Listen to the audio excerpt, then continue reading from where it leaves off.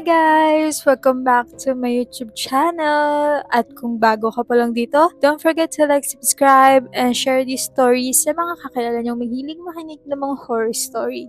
At bago natin simulan ng kwento ni Norman, kung may mga ganito rin kayong experiences o mas nakakatakot na experiences, send niyo lang dyan sa FB group natin or di kaya dyan sa comment section. So let's start! Nag 4th year college na yata kami nang mangyari ito. Isang gabi yung roommate ko nakipag-inuman sa mga barkada niya. Pag-uwi niya sa boarding house, kasama niya ang pinsan niya dahil napagsarahan na ito ng sariling dorm. Dahil wala nang bakanteng higaan sa kwarto namin, pinatulog na lang namin siya sa sofa sa labas ng kwarto, malapit sa hagdan. Kinabukasan, nagulat kami dahil wala na siya. Hindi man lang nagpaalam na aalis. Tinawagan siya ng roommate ko para kamustahin. Pagkasagot pa lang niya sa phone, halos pasigaw agad ang bungad niya. At ang sabi niya, "Pre, may multo sa dorm nyo. May multo sa dorm nyo."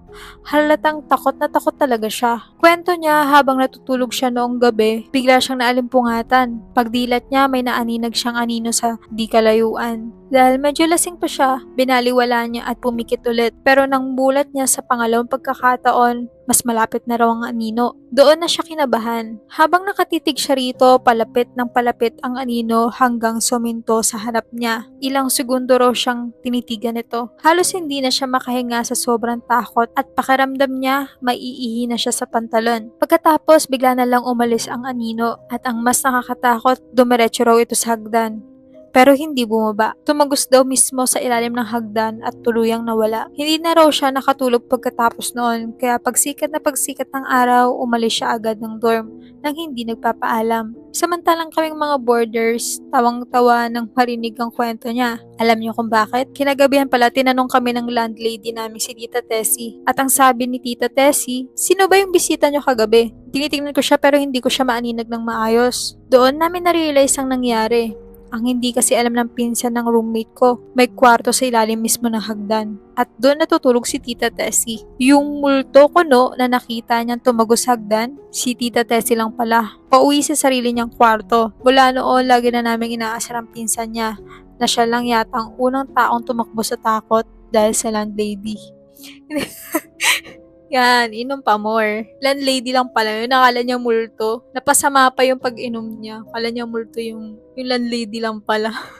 Natawa ako dun. Pasaway. Tsaka, sasabihin ko pa lang sana, sabi ko, hinintay pa mag-umaga. Kung ako yun, once na nakita ko, naalis na ako agad. Pero alam nyo, eto, seryoso to. Yung ate ko, may kwento siya, ang panganay namin. Ano siya, galing din sila sa inuman nun. Tapos pauwi na sila. May nakita silang lalaki na nakaupo. Syempre, gabing-gabi na yon. Nagtitinda nakaupo sa gilid ng kalsada. Tapos paglapit daw nila, kinausap daw.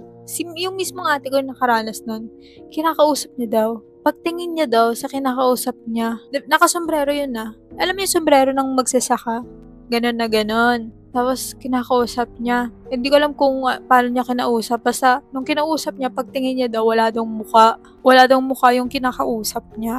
Tapos, hindi lang pala siya yung nakakita, which is yung kasama niya din. So, feeling ko, namalikmata din yun si ate. Baka totoong nagtitinda ng balot yun. Baka namalikmata din. Yan, mga inom pa. Ganun ba epekto kapag nag-hallucinate? Hindi ko alam kasi effect, I don't know. Kung may mga ganun din kayong epic na kwento at nakakatawa, saan nyo lang dyan sa FB group natin. So yun lang guys. See you when I see you. XOXO. Bye-bye!